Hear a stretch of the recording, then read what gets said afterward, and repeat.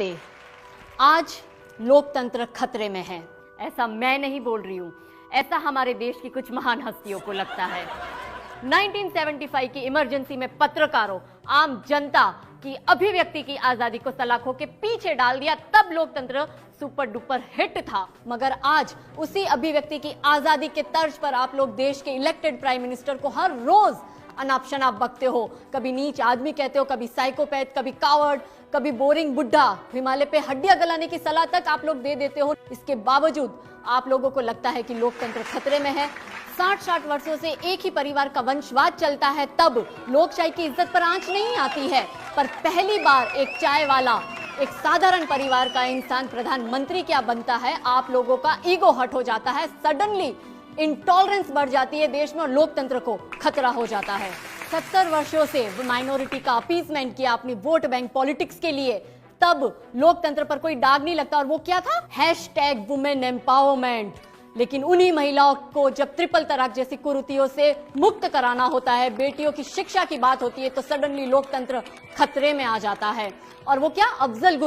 अफजल गुरु की बरसी मनाने से लोकतंत्र खतरे में नहीं आता है। मगर इसी देश में जब हम योग दिवस मनाते हैं तो लोकतंत्र तो जैसे फांसी के फंदे पर लटक जाता है।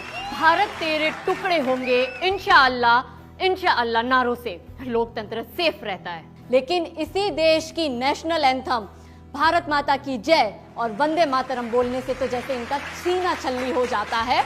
अचानक से इनको लोकतंत्र खतरे में नजर आता है। वाह!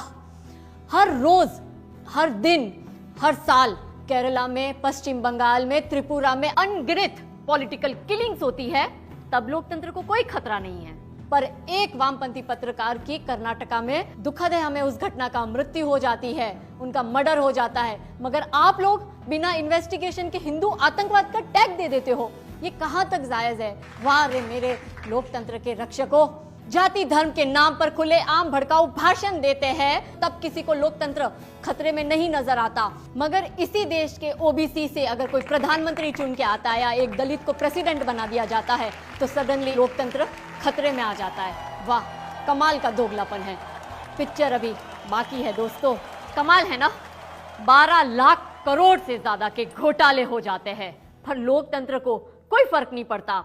लेकिन 3.5 साल में एक घोटाला नहीं होता और लोकतंत्र को खतरा हो जाता है। याकूब मेमन की फांसी रोकने से, बाटला हाउस एनकाउंटर पर फूट फूट के रोने से, इशरत जहां को बेटी बनाने से, बुरहान वानी को पोस्टर बॉय बनाने से लोकतंत्र को खतरा नहीं होता। मगर कश्मीर में पत्थरबाजों पर पैलेट गन चलाने से या पाकिस्तान पर सर्जिकल स्ट्राइक करने से लोकतंत्र खतरे में आ जाता है।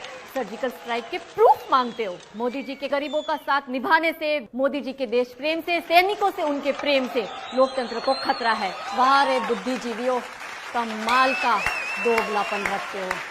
दरअसल तो आज लोकतंत्र को खतरा है देशद्रोहियों, आतंकवादियों, भ्रष्टाचारियों और ये जो so called ultra intellectual gang बैठी है, इन लोग से है।